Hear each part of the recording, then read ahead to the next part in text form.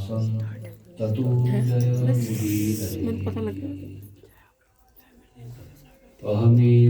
समेवाग्रे नान्यद्य सत्सत्परं पश्चादहं यदेतच्च योगशिष्येत सोऽस्म्यहं प्रीत्यर्थं यत् प्रतीयेत न प्रतीयेत चात्मनि तद्विद्यादात्मनो माया यथा भासो यथा तमः यथा महन्ति भूतानि भूतेषु चावचेष्वन् प्रविष्टान्यां प्रविष्टानि तथा तेषु न तेष्वहम् एतावदेव जिज्ञास्यं तत्त्वजिज्ञासुनात्मनः अन्वयव्यतिरेकाभ्यां यस्य सर्वत्र सर्वदा आदोरान्नतपोवनादिगमनं हत्वा मृगं काञ्चनं वैदेहीहरणं जटायुमरणं सुग्रीव सम्भाषणं वालीनिग्रहणं समुद्रतरणं लङ्कापुरीदाहनं पश्चात् रावणकुम्भकर्णहरणं बोलिए श्री सद्गुरुदेव भगवान की जय, सच्चिदानंद भगवान की जय। जय श्री कृष्ण, जय जय श्री कृष्ण, जय श्री राधे, जय श्री राधे, जय श्री कृष्ण, जय श्री कृष्ण, जय श्री राधे, जय श्री राधे, जय श्री कृष्ण, जय श्री कृष्ण, जय श्री राधे, जय श्री राधे।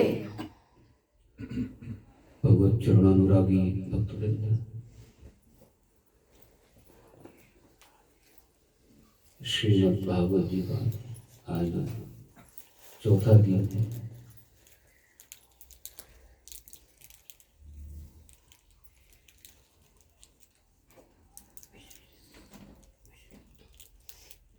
श्रीमद् भागवत सप्ताह श्रीमती संगीता श्रीमान दुर्गेश मित्तल जी के परिवार की ओर से संपन्न होने जा रहा है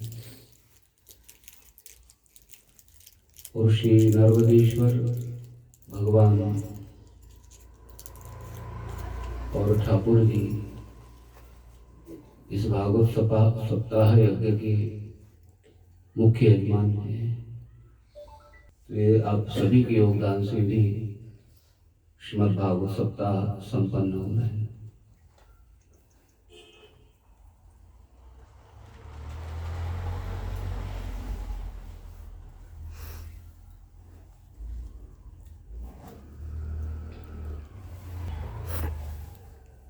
तो आज आप ध्रुव चरित्र श्रवण करेंगे।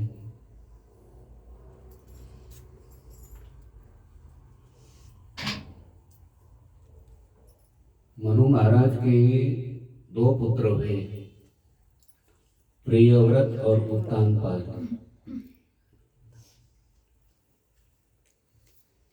उत्तानपाद की दो पत्नियां हुई, सुरुचि और सुनीति।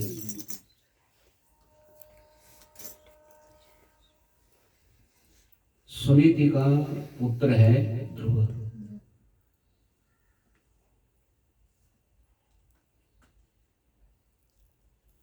देखिए, जहाँ पर नीति होती है वहां पर मति भी सुमति होती है।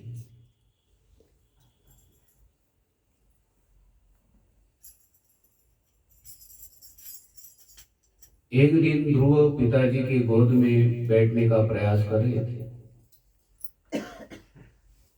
तो पिताजी ने गोदी में बैठा।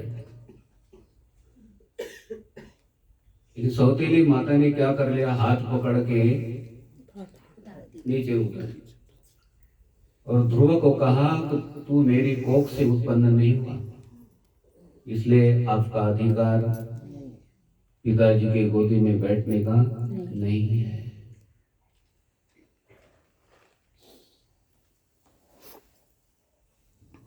बालक पिताजी के गोदी में बैठे या माता जी की गोदी में बैठे, वहां से कोई उतारता है तो बालक को आप किसी बालक को अपने बैठाना और अपने बालक को थोड़ा सा दूर रखना, देखो वो रोते हुए आएगा, उसको उठाएगा। बालक को भी अच्छा नहीं लगता कि दूसरा बालक अपनी माँ की गोदी में, तो ध्रुव रोते हुए क्रंदन करते हुए अपनी माँ के पास में आए, सुनीति के पास में आए, और बालक का क्रंदन और रोना सुनकर माँ को पता चला कि जरूर कोई घटना हुई है।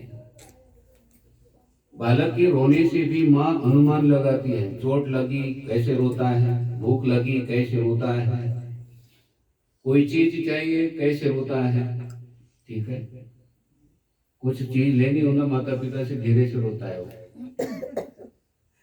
ठीक है, कोई हाथ में चोट लगी कि फिर और आवाज तेज होती है, और कोई बाहर का व्यक्ति उसको मारे तो आवाज और तेज होती है।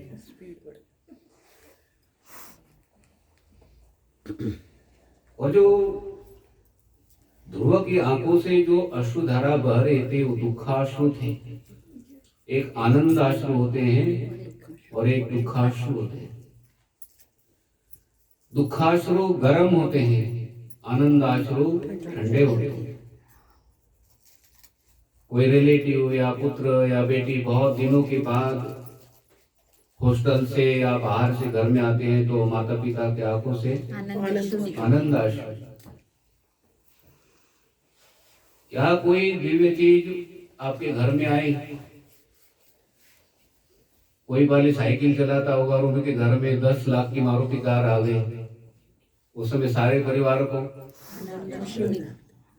किसी के घर में छोटा फ्रिज है और बड़ा फ्रिज आ गया 50,000 का जी, उस समय भी थोड़ी देर के लिए आनंद आ जाता है।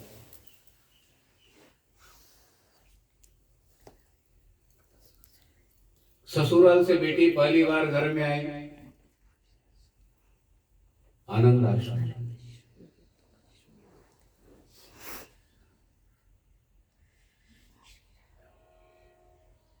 और कोई सुख दुख की घटना होती है तो उस समय दुखाश्रु होते हैं।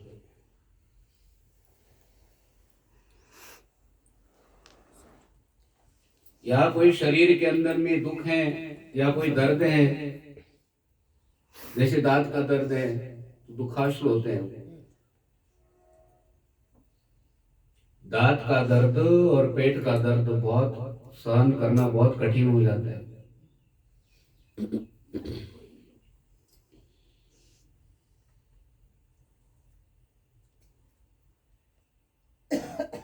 दूसरा दर्द सहन कर सकते हैं, दांत का दर्द और पेट का दर्द, सिर दर्द भी ठीक हो जाए, क्रोसिन ले लो ठीक हो जाते हैं।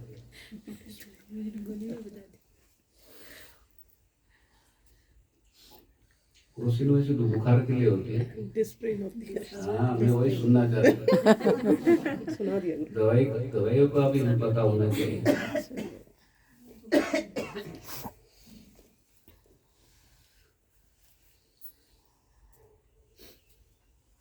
तो ध्रुव को माँ ने गोदी में लिया और ध्रुव को समझाया, बोले बेटा पिताजी की गोद से तू उतर कर आया, उतार दिया तुझे, लेकिन एक ऐसी गोद है वहां बैठने के बाद में आपको कोई नहीं उतारेगा। तो बालक ने कहा कि वो गोद कौन सी है? बोले परमात्मा की गोद है, परमात्मा का पद है।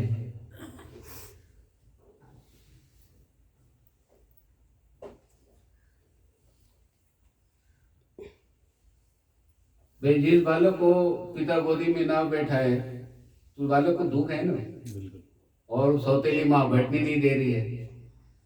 माता पिता की गोद के अतिरिक्त और दूसरी गोद तो, छोटा बालक कितना भी रोए, किसी के पास तो आपको रोता है, माँ की गोदी में तो पता नहीं उसको कैसे पता चलता है मेरी माँ है। ठीक है, छोटा बालक है ना, गोदी में दो आप, और रोना शुरू कर देता है। जब तक माँ की गोदी में नहीं आता है तब तक रोना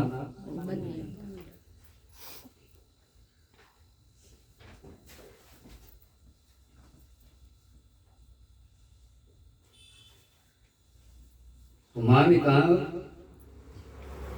कि वो पद, वो परमात्मा जिनकी गोदी में बैठना है, जिनसे मुझे परम पद प्राप्त करना है, वो कहाँ पर रहते हैं? तो माँ क्या बताएं? सुनीति ने, माँ ने कहा कि बोले बेटा जंगल में रहते हैं, वो जंगल में साधना करनी पड़ती है। और वो बालक बोलता है मैं जंगल में जाता हूँ। और माँ ने कहा तू जा। देखो माँ कैसी सुनी थी और बेटा कैसा दिव्य। और 5 साल का बालक देखो जंगल की तरफ।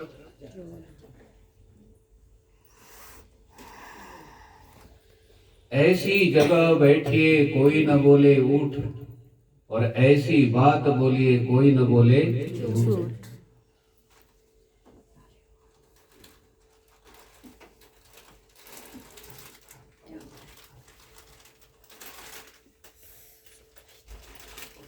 बस में ट्रेन में बैठते हैं ना तो कभी भी दरवाजे के पास नहीं बैठते। क्या? हाँ वो अटैची या गठड़िया लेकर लोग आते हैं सारे ट्रेन में। क्या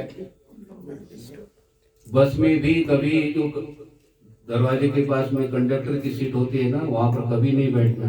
कंडक्टर भी नहीं बैठता, वो भी बुद्धिमान होता है, तो ड्राइवर के पास बैठता है। क्यों? बार बार आपको दरवाजा ना खोले तो लोग नीचे से क्या बोलेंगे? दरवाजा खोल। ठीक है। और भोजन करते समय पानी के घड़े के पास मत बैठना। सब लोग क्या मांगेंगे और नहीं देंगे तो बैठे पानी के घड़े के पास, फिर भोजन ना करना, उस समय पर बस पानी बांटना। ठीक है। पानी बांटने की सेवा करनी चाहिए, लेकिन बैठे हो घड़े के पास में तो फिर क्या करना पड़ेगा? फिर भोजन मत करना, पानी बांटना। ठीक है।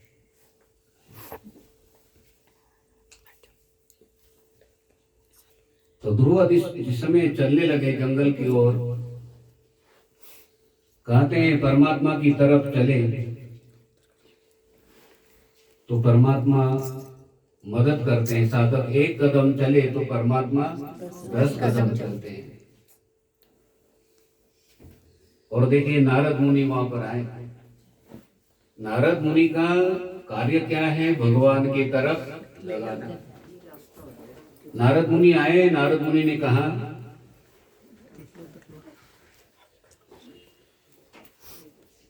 ध्रुव तुम जंगल के तरफ जा रहे हो, घने जंगल में, वहां पर शेर रहते हैं, वहां पर कैसे रहोगे आप?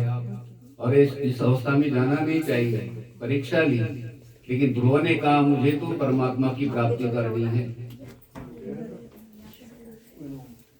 ध्रुव का निश्चय कैसा है? अटल।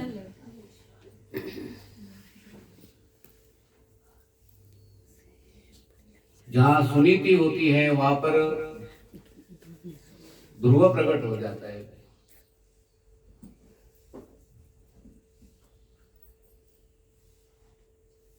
तो ध्रुव ने कहा कि मुझे तो परमात्मा की प्राप्ति करनी है, मुझे परम पद प्राप्त करना है। नारद मुनि को लगा ये बालक तो पास हो गया परीक्षा में, तो अधिकारी है, तो इनको मंत्र देना चाहिए।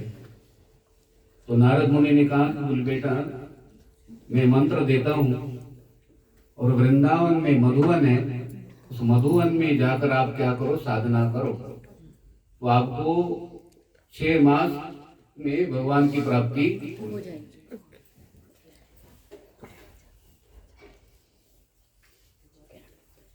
तो ध्रुव को नारद मुनि ने मंत्र दिया, ओम नमो भगवते वासुदेवाय, ओम नमो भगवते वासुदेवाय, ओम नमो भगवते वासुदेवाय, ओम नमो भगवते वासुदेवाय। मंत्र दिया।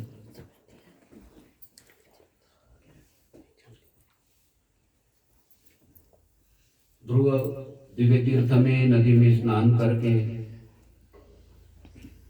भगवान की आराधना साधना करने लगे।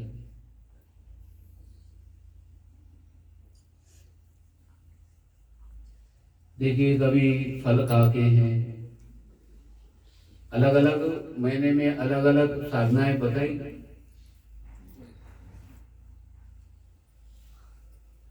और फिर ध्रुव ने क्या किया, फल खाना भी छोड़ दिया, श्वास को रोक लिया। श्वास को रोक लिया तो देवताओं की श्वास भी,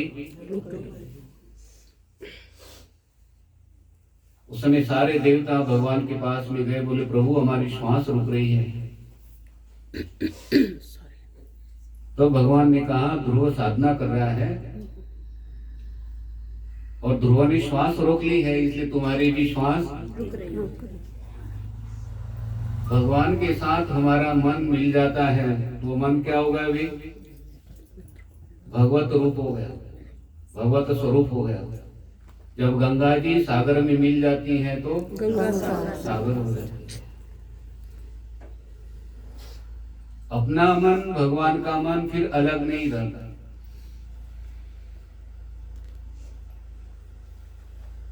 तो भगवान शीघ्र गरुड़ जी के ऊपर बैठ कर आए और ध्रुव के पास में गरुड़ से उतर कर जिस समय जाने लगे तो गरुड़ जी बहुत ध्यान से देख रहे थे कि छोटा सा बालक है और कितने आराधना साधना में तल्लीन है।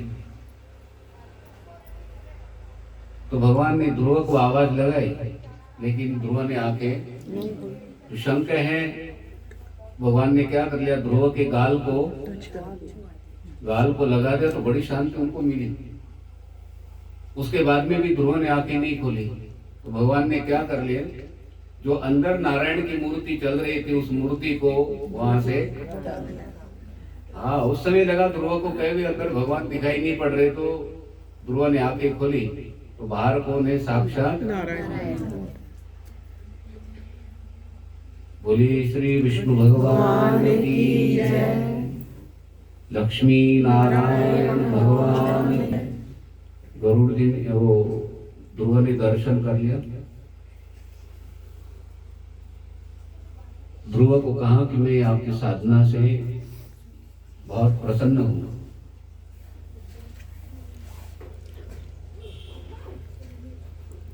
तो आप मुझे वरदान मांगो।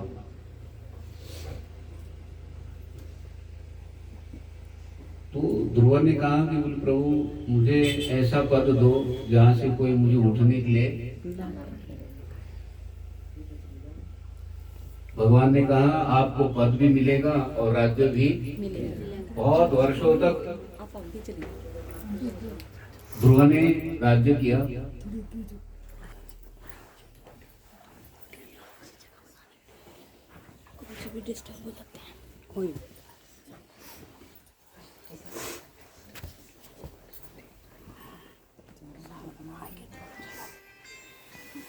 और देखिए भगवान ने जिस समय ध्रुव को दर्शन दिया तो ऋषि मुनियों को लगा हम कितने वर्षों से साधना कर रहे हैं और ध्रुव को दर्शन दिया। और ध्रुव को भी थोड़ा सा अंदर से अभिमान हो गया कि सबसे पहले दर्शन मुझे दिया।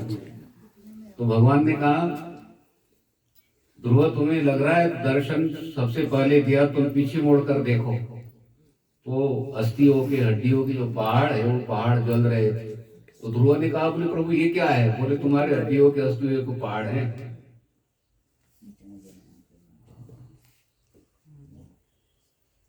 अब आपको डर लग रहा होगा। तो ध्रुव को दिखाया, लेकिन ध्रुव का दूसरा जन्म था उसका। ध्रुव पिछले जन्म में ऋषि थे और उनके पास में एक राजा अपने पुत्र को लेकर आए थे।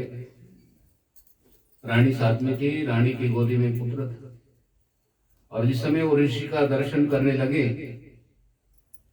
और फिर राजा ने क्या कर लिया, राजकुमार को अपनी गोदी में लिया।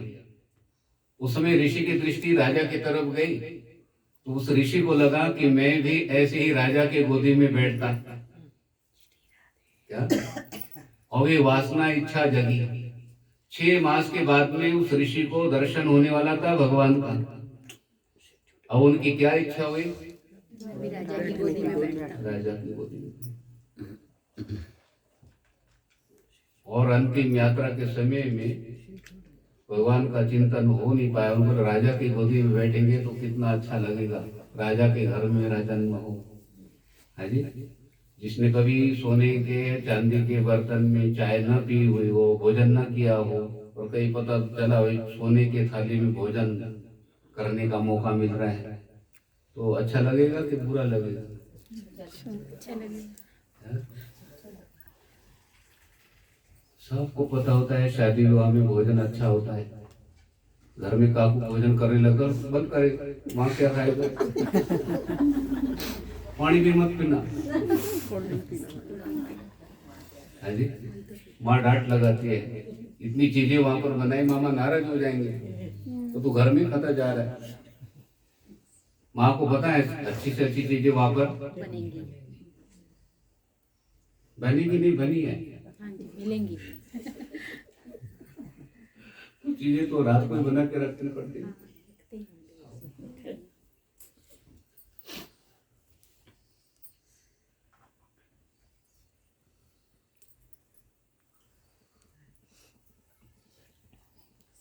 तो ध्रुव को 6 मास के बाद, ऋषि को 6 मास के बाद में दर्शन होने वाला था। उस वासना के कारण देखो राजा के घर में जन्म लेना है, ये वासना जन्म, और उस वासना के कारण जन्म लेना पड़ा है।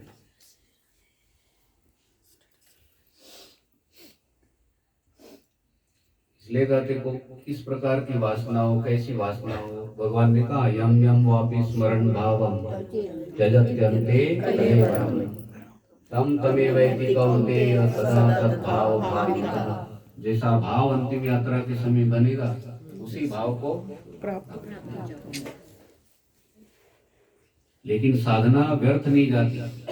जहां से साधना छुटी थी, देखो नारद मुनि भी मिल गए और 6 मास के बाद में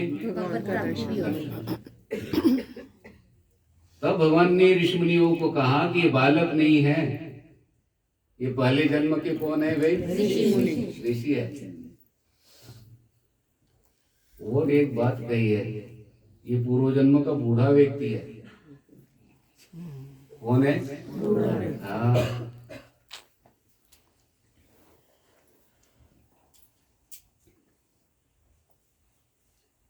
बुरा मत मानना, हम सब बूढ़े लोग हैं, गुरु जी बूढ़े हैं, सब बूढ़े।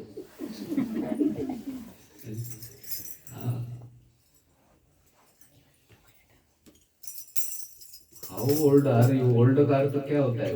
बूढ़ा। ये ओल्ड नहीं बोलते उत्तर देते समय, ओल्ड को छोड़ देते हैं। पूछने वाले ने पूछा हाउ ओल्ड आर यू, और आई एम 45 ईयर्स बोले, आगे नहीं बोलेंगे। और 5 साल का भी वो बालक बोलेगा आई एम 5 ईयर्स ओल्ड, तो 5 साल का कौन हो गया वो? हाँ, ये उत्तर है भाई। ठीक है, जिस समय जन्म हो जाता है उसी समय हमारा, हाँ, वो 1 साल का बालक भी उत्तर दे बोले तो आई एम 1 डे ओल्ड। हाँ,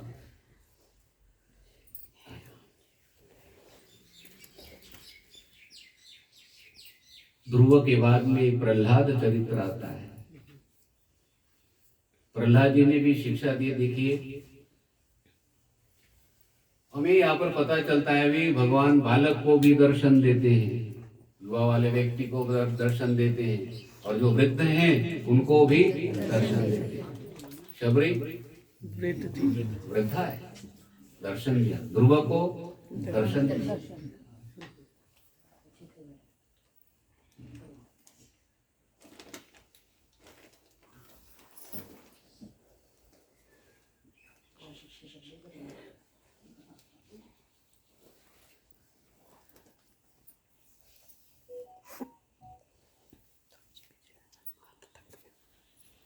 प्रहलाद जी ने कहा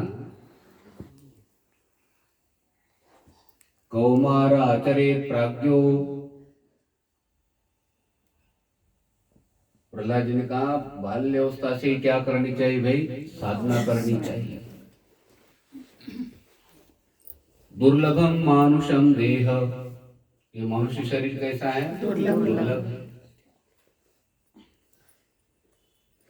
और देहिनाम क्षणभंगुरः, दुर्लभ भी है, क्षणभंगुर भी है।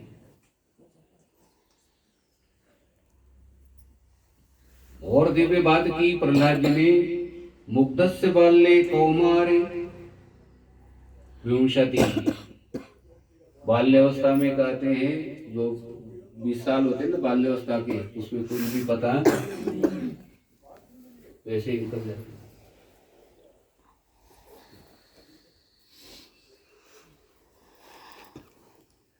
जरायाग्रस्त फिर विंशति, और जो वृद्धावस्था के 20 वर्ष कहते हैं वो निकल गए, और युवावस्था में कहते हैं 20 वर्ष वो निकल गए। कितने वर्ष निकल गए? बाल्यावस्था के 20 वर्ष, 20 वर्ष तक कुछ भी नहीं पता चलता भी। हाँ जी,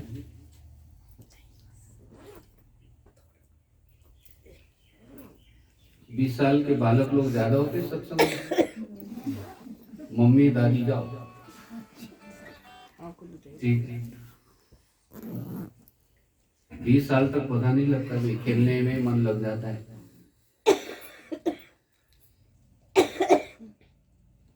युवावस्था के बाद में युवावस्था के 20 साल व्यापार अवसर में वो चले गए, और वृद्धावस्था के 20 साल का वो चले गए। कितने बचे?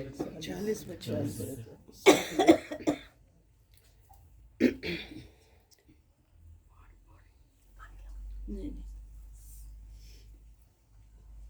गर्मी तो होती नहीं। और 100 साल में से 50 वर्ष कहते सोने में चले जाते हैं। अब लगाओ, 100 साल में से 50 वर्ष सोने में चले गए। 100 साल की आयु तो 50 वर्ष सोने में, 20 वर्ष बाल्यावस्था के, 20 वर्ष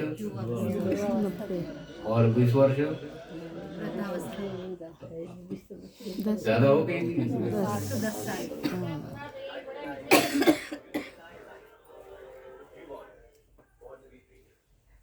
इसलिए राम जी ने 14 वर्ष वनवास लिया। 14 वर्ष तो कहा कहते आयु सोने आदि के सारे जरावस्था के सारे वर्ष निकाल दिया जाए तो कहते हमारे पास 14 वर्ष बचते। कितने? 14। 100 में से 50 वर्ष सोने में चले गए ना भाई, रात सारी चले गए सोने।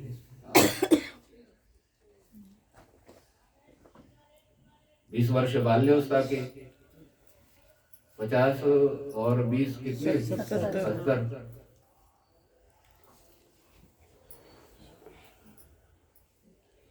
और 15 वर्ष ऐसे ही कहते आदमी व्यापार आदि के।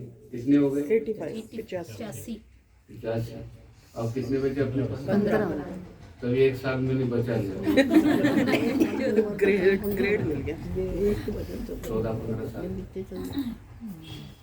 सारे जीवन का सार निचोड़ निकाले तो हमारे पास में साधना के 15 साल।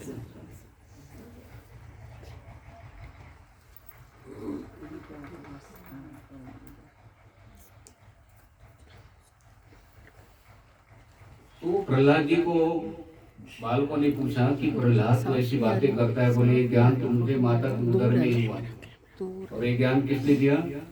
नारद मुनि।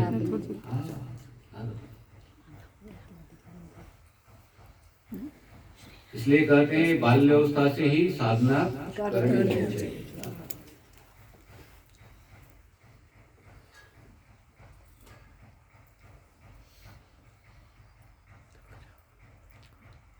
और प्रहलाद जी ने निरंतर स्मरण करने के कारण बहुत आपत्ति काल आए, दुख आए प्रहलाद जी के ऊपर, लेकिन भगवान ने रक्षा।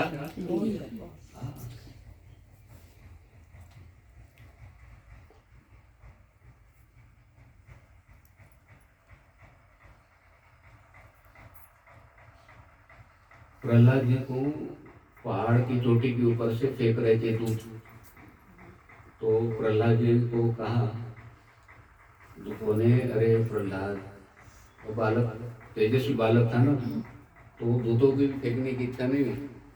बोले नारायण का नाम लेना छोड़ दे, नहीं तो पिताजी आपके मार देंगे आप, और हम यदि चोटी के ऊपर से फेंकते हैं तो तेरी बचने की संभावना नहीं। प्रहलाद जी ने कहा नारायण का नाम तो छोड़ नहीं सकता, अभी तक तो उन्होंने रक्षा की है, अभी भी वही रक्षा करेंगे। और देखो उनको अभी फेंकने की तैयारी है, चोटी के ऊपर से, पहाड़ की चोटी के ऊपर से फेंकने की तैयारी चल रही है। लक्ष्मी जी चरण सेवा कर रही है। लक्ष्मी जी ने कहा बोल प्रभु आप आलस्य में लेटे हो और प्रहलाद को फेंकने वाले हैं, आप कब पहुंचोगे? बोले देवी मैं तो कब से पहुंच चुका हूँ। और जिस समय प्रहलाद जी को फेंका तो भगवान ने गदा नीचे रख लिया और प्रहलाद जी की तरफ देखा तो प्रहलाद जी का वजन हल्का कर दिया। जैसे वृक्ष का पत्ता आता है ना धीरे धीरे, जैसे पतंग टूटती है, धागा टूट जाता है तो धीरे धीरे आते ना, ऐसे प्रहलाद जी आ रहे और धीरे से भगवान ने अपने हाथों के ऊपर लिया और प्रहलाद जी के घर तक पहुंचा दिया। दूध पहुंचे ही नहीं, दूध पहुंचने के पहले ही तब हिरण्यकश्यप ने पूछा प्रहलाद तू यहाँ पर कैसे? बोले मुझे नारायण ने पहुंचाया। बोले दूध कहाँ है? बोले आ रहे पीछे से। हाँ, अनन्याश्चिन्तयन्तो माम् ये जनाः परिभासते तेषां नित्याभियुक्तानां योगक्षेमं वहाम्यहम्। अनन्य भाव से जो साधक मेरा चिंतन करता है, भगवान कहते हैं योग और क्षेम उस साधक का मैं चिंतन करता हूं।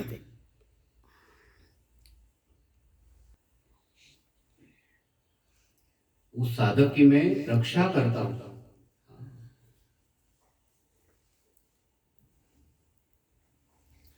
और जो अनन्य भाव से चिंतन करते हैं, भगवान कहते हैं उनको प्राप्ति करने में कठिनाई नहीं है। अनन्य चेताः सततं यो मां स्मरति नित्यशः तस्याहं सुलभः पार्थ नित्ययुक्तस्य योगिनः। जो अनन्य भाव से चिंतन करता है, सतत चिंतन करता है, दीर्घकाल पर्यंत चिंतन करता है, उस साधक के लिए मैं सहजता से आसानी से प्राप्त हो जाता हूँ।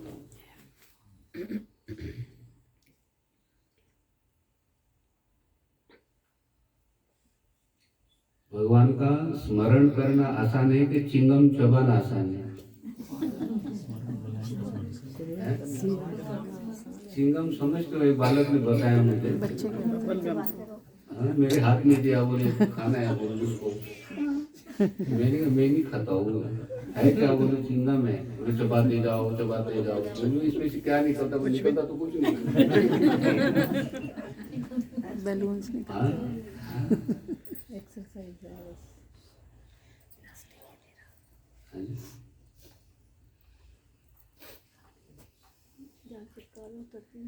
मेरे कहने का तात्पर्य मतलब वो चबाना आसान है, भगवान का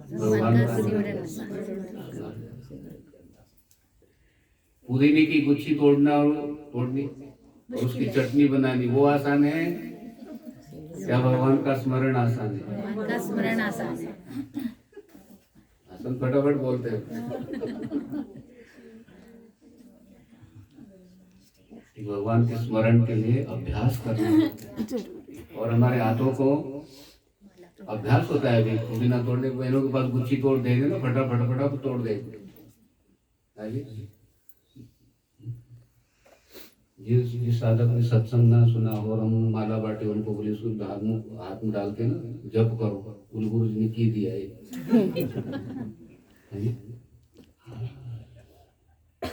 वास्तविक तो ये साधन है जो साथ में चलने वाले, ठीक है। वो भोजन भी शरीर के लिए आवश्यक है। देखिए शरीर को आवश्यक है, पेट्रोल तो गाड़ी के अंदर में डालना पड़ता है, लेकिन आत्मा के लिए भोजन क्या है? तो कहती है जप है। दोनों भोजन की आवश्यकता है, दोनों भोजन करना, शरीर के लिए भी भोजन और आत्मा के लिए भोजन। जो आप बैठे हो ठंडक के अंदर में, एक भोजन कौन सा चल रहा है? आत्मा का भोजन। किरण में जो हवा लग रही है पीछे, गर्मी हो रही है गर्मी।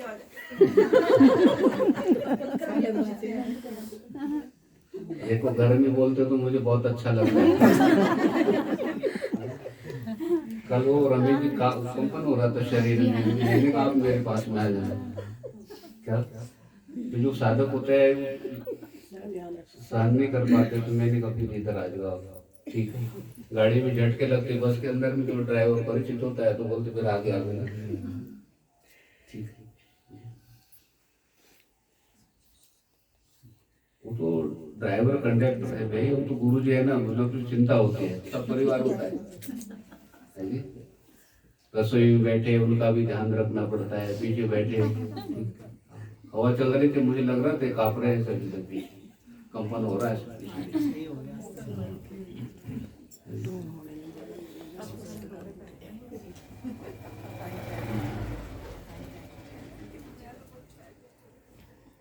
ये घंटे में दुर्गेश मित्तल ने ना दौड़ के, जैसे कोरियर सेवा होती है ना, तो फटाफट बंद करा ना, हिल जाए। हाँ मुझे रंग पूछा, मैंने कहा ये रंग पीला ले आओ। ठीक है, वो है अपने पास में भी 2 गत्ते पुराने पड़े हुए थे, वो है तो वो खराब, लेकिन मैंने कहा वो खराब भी अब इमरजेंसी क्या है। हाँ, अब हरिद्वार में कोई भी पतला कपड़ा मिले गंगा किनारे पे बिछा के, हाँ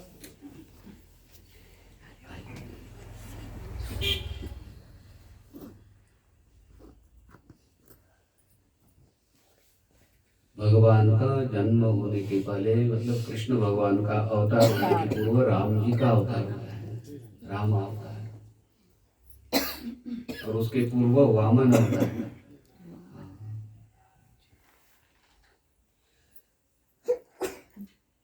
समय बहुत कम है और भागना पड़ता है। ठीक है,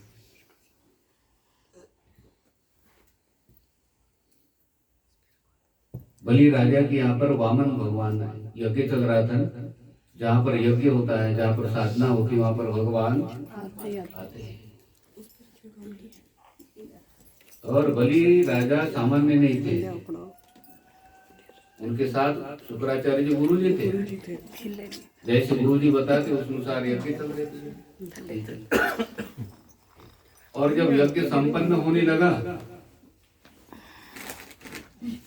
तो वामन भगवान धीरे धीरे बलि की यज्ञशाला में प्रवेश किया। तो शुक्राचार्य जी ने देखा, अब सूर्य नारायण कहीं पर भी जाए तो बोलो भाई, राजा का बेटा होना, बड़े व्यक्ति का बेटा होना, तो वो बाल्यावस्था से गंभीरता होती है, वो कहीं पर भी जाए तो वो पहचान लेते लोग बड़े घर का।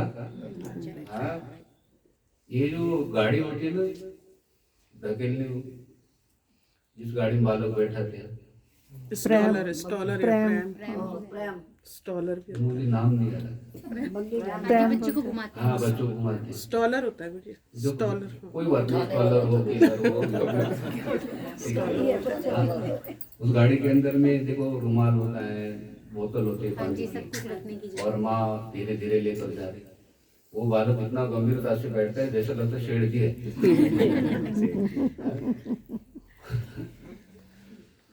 और अगर इसके बालक को बैठा है, वो रोएगा, इधर उधर देखेगा, ठीक है, ठीक है।